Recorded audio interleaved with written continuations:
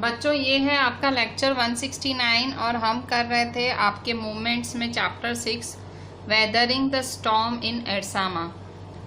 सो इस चैप्टर में हम कर रहे थे कि प्रशांत किस तरह से एक विलेज में फंस गया था और कैसे फिर वो अपने विलेज में आया और उसने सब अपने घर वालों को ठीक ठाक देखा।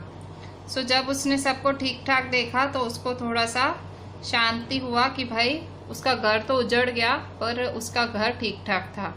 सो अब है हम पेज नंबर 40, आपके मोमेंट्स के पेज 40 और ये है लेक्चर 169। तो दूसरी ही सुबह जब उसने as he took in the desperate situation he decided to get a grip over himself. जब उसने शेल्टर में ऐसी डेस्परेट सिचुएशन देखी, शेल्टर मतलब आश्रय, मतलब जो जिन लोगों के घर उजड़ गए थे वो सब ने वहां आके आश्रय लिया था, ठीक है, वो सब वहां के रुके थे, शेल्टर लिया था। सो वहां पे आप देखोगे खाने पीने की कमी होगी, बच्चे छोटे छोटे होंगे, औरतें होंगी जिनके हस्बैंड्स गुजर गए, बच्चे होंगे जिनके पिता गुजर गए, कुछ ऐसे आदमी होंगे जिनके बीवी बच्चे नहीं होंगे। सो वैसे सारे लोग कई सब होंगे, पूरी फैमिलीज ठीक ठाक होंगी। तो मतलब सब कोई, हर कोई परेशान सा और ऐसा। तो प्रशांत ने सोचा कि अब मैं थोड़ा अपने पे काबू रखूं। He sensed at a deadly grief settling upon the 2500 strong crowd in the shelter. उसने देखा कि कैसे 2500 लोग उस शेल्टर में अभी भी डर में जी रहे हैं, मौत के डर में जी रहे हैं। ऑलरेडी उसके गांव में 86 लोगों की डेथ हो गई थी, 86 लोगों की डेथ, आप समझो। All the 96 houses had been washed away. गांव में 96 घर थे और 96 के 96 घर उस आंधी ने उजाड़ दिए। It was their 4th day at the shelter. उस शेल्टर में, उस आश्रय में उनका 4था दिन था। अभी तक वो सारे लोग ग्रीन कोकोनट्स, क्योंकि वहां वो कोस्टल एरिया था, वहां कोकोनट के पेड़ थे, सब गिर गए थे। अभी तक वो सारे लोग ग्रीन कोकोनट्स पे जिंदा थे।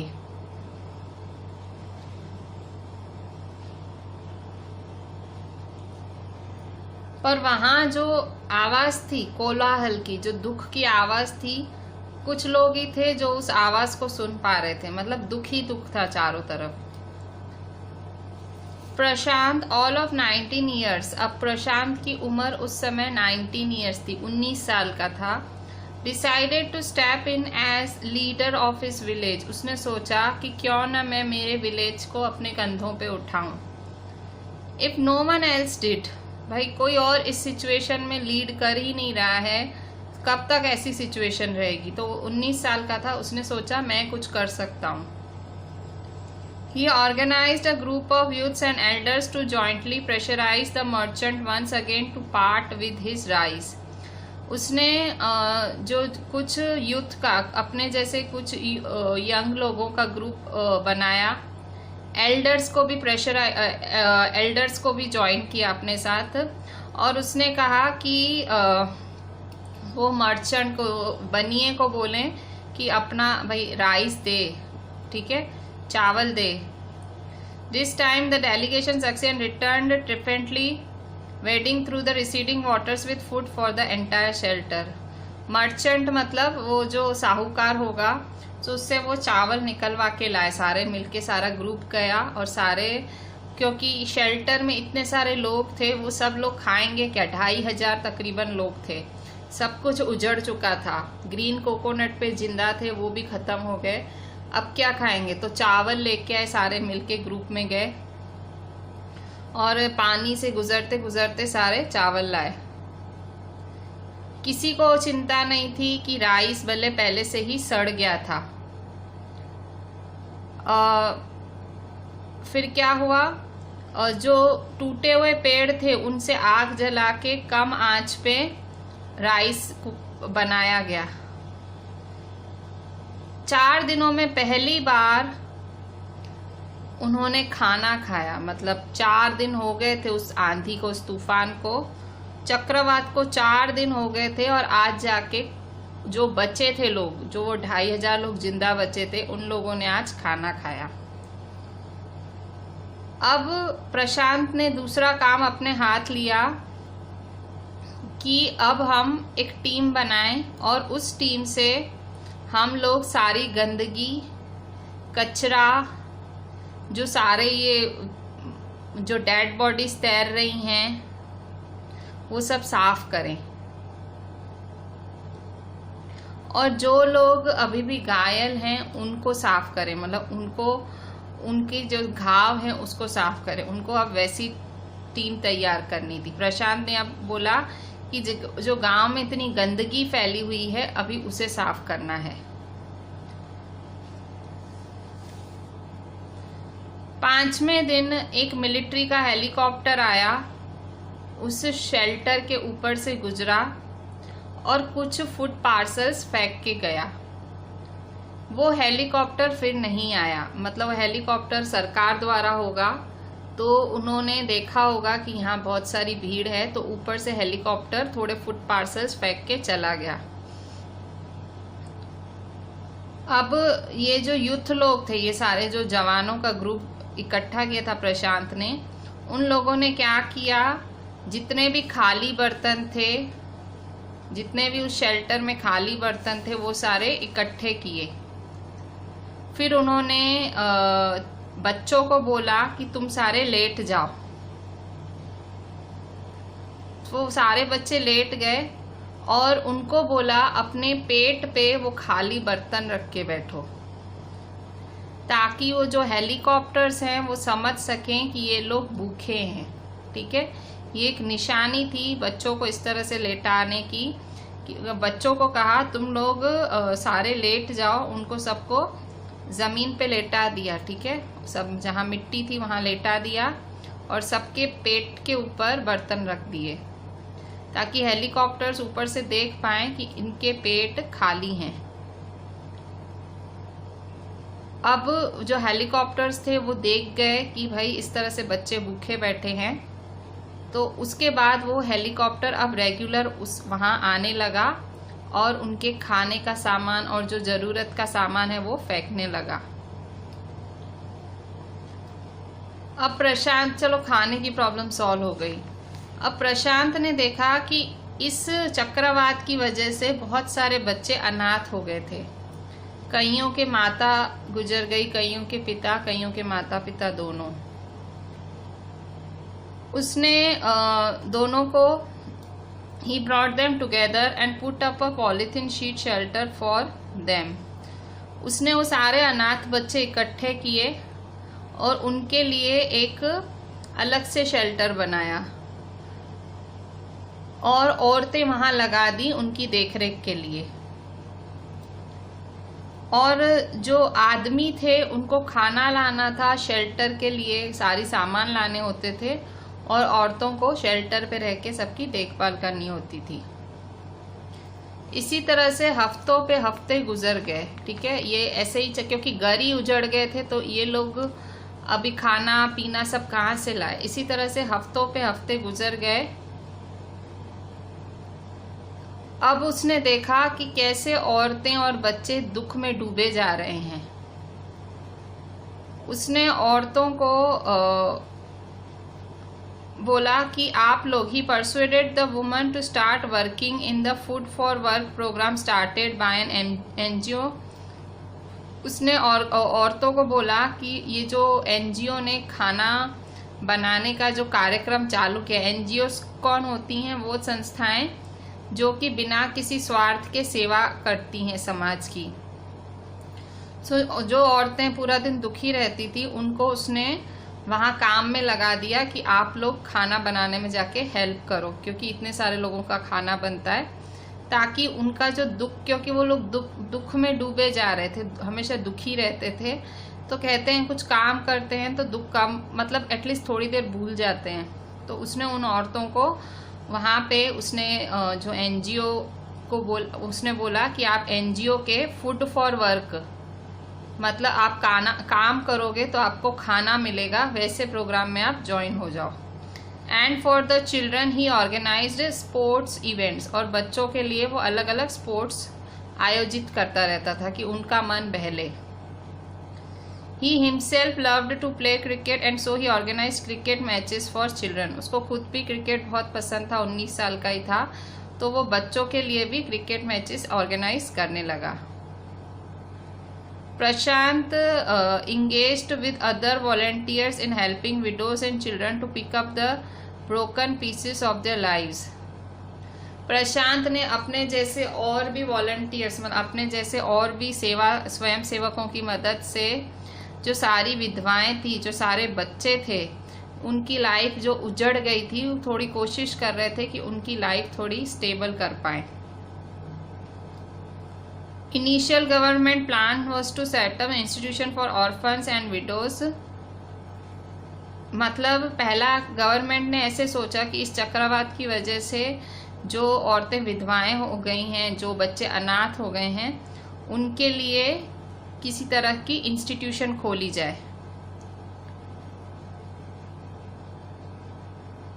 पर ये जो स्टेप था उसको लोगों ने रजिस्ट किया, मना किया, क्योंकि ऐसा माना गया कि ऐसे इंस्टीट्यूशंस में जो बच्चे हैं वो बिना प्यार के बड़े होंगे, ठीक है, क्योंकि ये इंस्टीट्यूशन होगी तो बच्चों को कोई प्यार नहीं मिलेगा।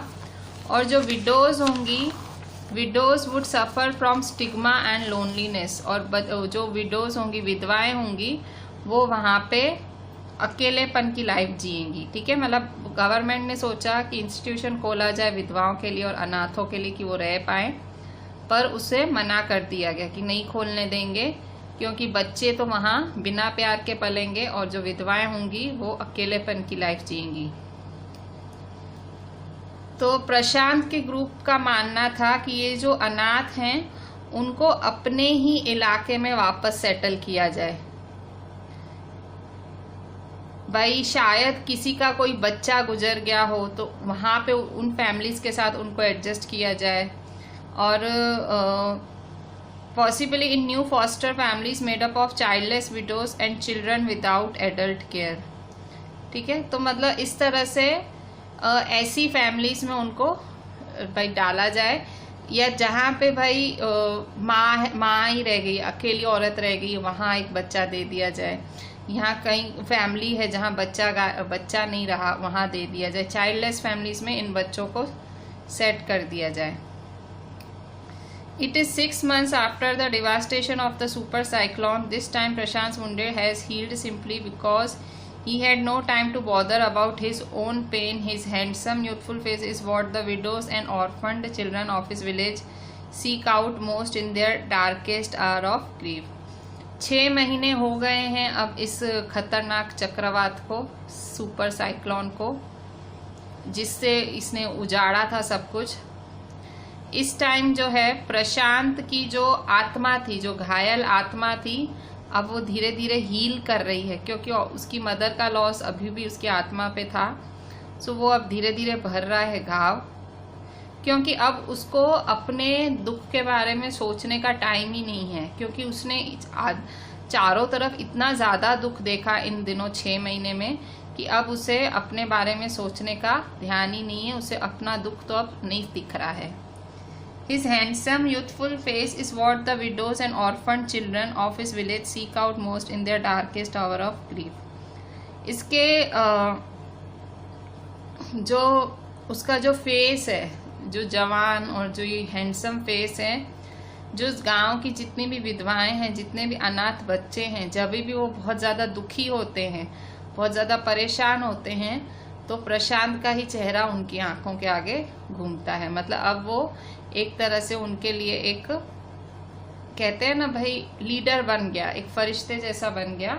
सो इस तरह से तो एक छोटी सी स्टोरी है हर्षमंदर द्वारा, और सच्ची घटना पे है। उड़ीसा में आया था ये सुपर साइक्लोन, किस तरह से जो यूथ है वो आगे आया था, ठीक है। सो यूथ के पास बहुत ताकत है। आप यूथ हो, सो आपका जो टाइम है वो मोबाइल में वेस्ट ना करके, या आप बेकार की चीज़ों में वेस्ट ना करके, आप लोग समाज के लिए आप कुछ करके कर सकते हो, ठीक है। क्योंकि ये जो आपकी एज है, इस टाइम आप लोग आप लोगों पे कोई सोशल जिम्मेदारी नहीं होती है, मतलब आपको कमाना नहीं है, आप पे कोई और रिस्पॉन्सिबिलिटी नहीं है।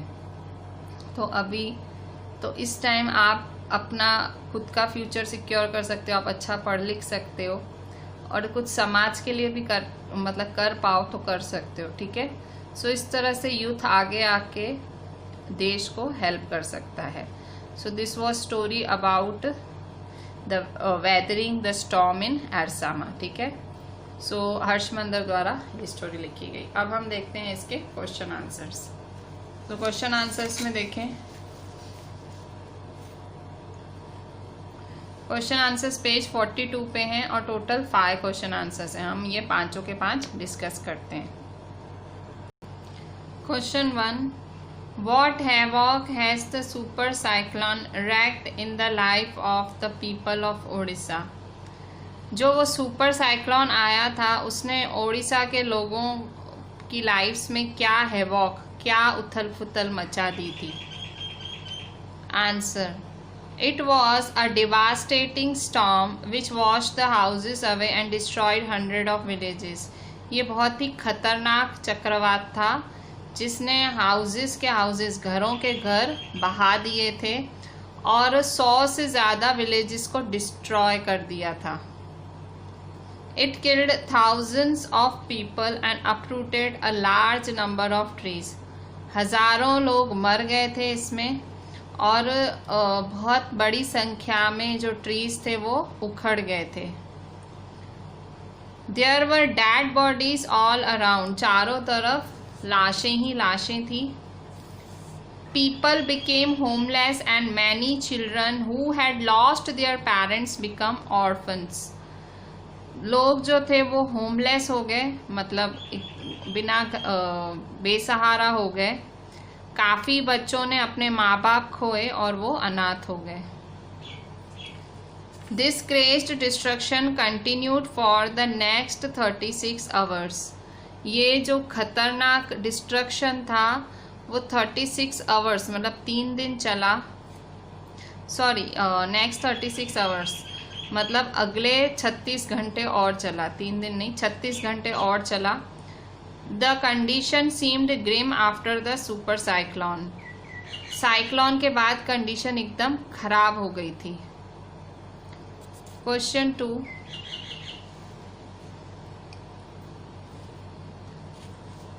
How has Prashant, a teenager, been able to help people of his village? प्रशांत जो कि सिर्फ 19 साल का था वो उसने अपने गांव वालों की मदद कैसे की? On reaching his village, Prashant found deplorable conditions all around him.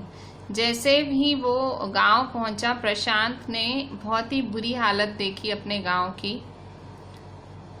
He had leadership qualities, so he took the initiative to rehabilitate people. उसमें कुछ लीडरशिप क्वालिटीज़ थी, मतलब उसमें वो एक नेता वाली बात थी जिसकी वजह से उसने लोगों को वापस रिहैबिलिटेट करने मतलब उनको वापस स्थापित करने की कोशिश की। He made a team of young volunteers and cleaned urine, filth, vomit, floating carcasses. उसने अपने जैसे और यूथ इकट्ठे किए और उनके साथ मिलके सारी गंदगी साफ की, यूरिन, फिल्थ, वॉमिट, फ्लोटिंग, ये सब साफ किया। His team was fully dedicated to serve others. उसकी टीम पूरी तैयार थी सबकी सेवा करने के लिए। He persuaded grief-stricken women to look after children.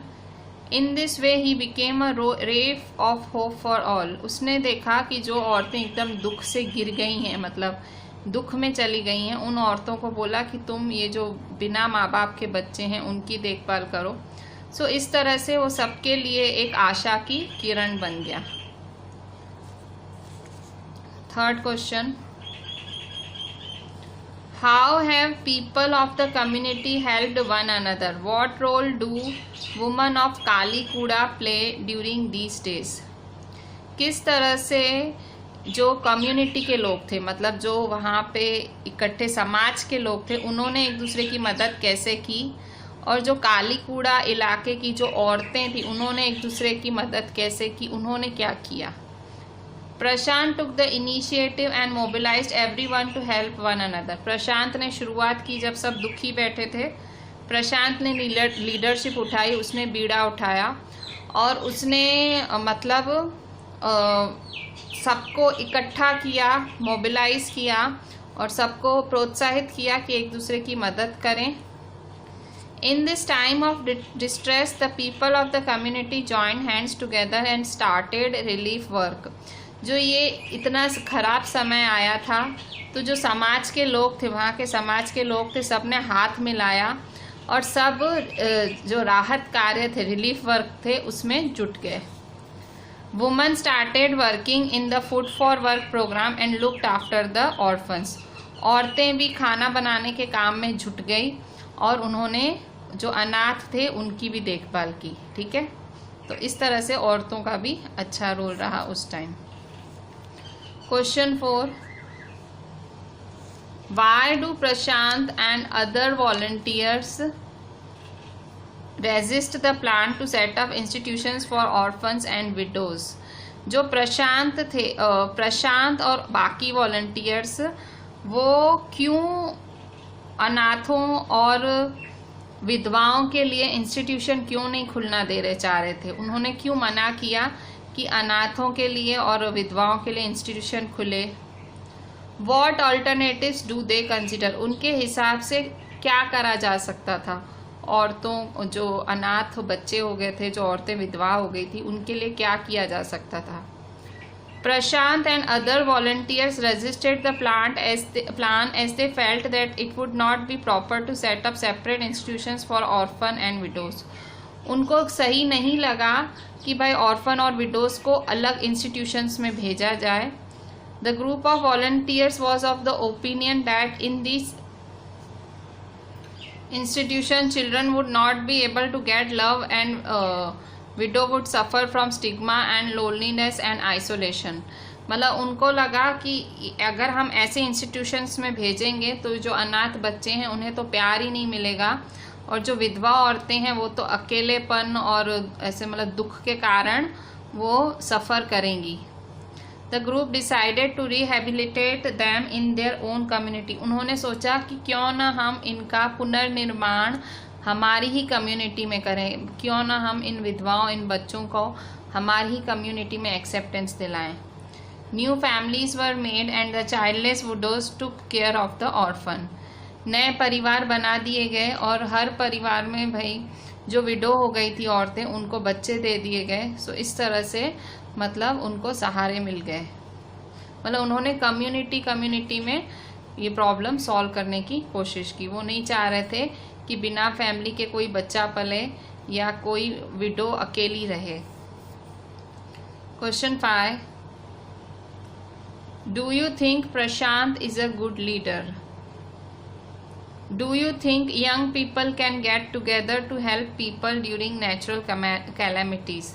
आपको लगता है कि प्रशांत ने एक अच्छे लीडर का काम किया, या क्या आप सोचते हो कि जब भी ऐसा कोई नेचुरल कैलेमिटीज़ आए तो जो जवान लड़के हैं या जवान जो यूथ है वो साथ में मिलके लोगों को हेल्प कर सकता है नेचुरल कैलेमिटीज़ के दौरान? So answer, undoubtedly Prashant is a good leader. Prashant एक बहुत ही अच्छा लीडर साबित हुआ।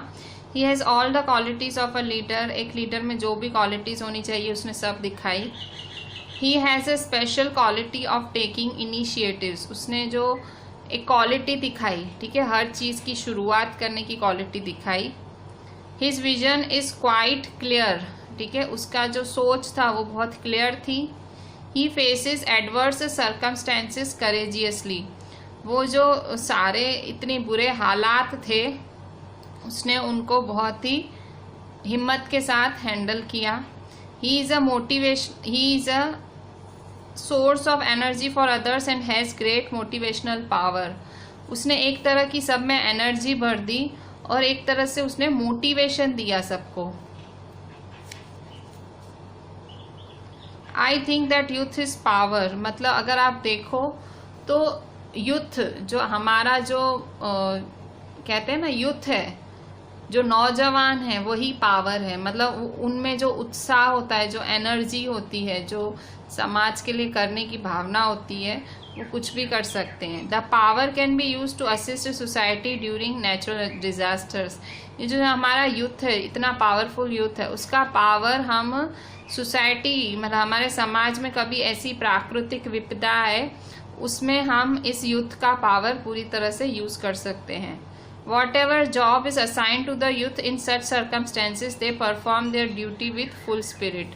कभी अगर ऐसी कोई दुख तकलीफ का टाइम आए और अगर हम यूथ पे, जो नौजवान हैं हमारे भारत के, अगर हम उनको कोई काम दें तो वो लोग अपना काम पूरी स्पिरिट के साथ, पूरी एक अच्छी भावना के साथ, पूरे उत्साह के साथ करेंगे। ठीक है।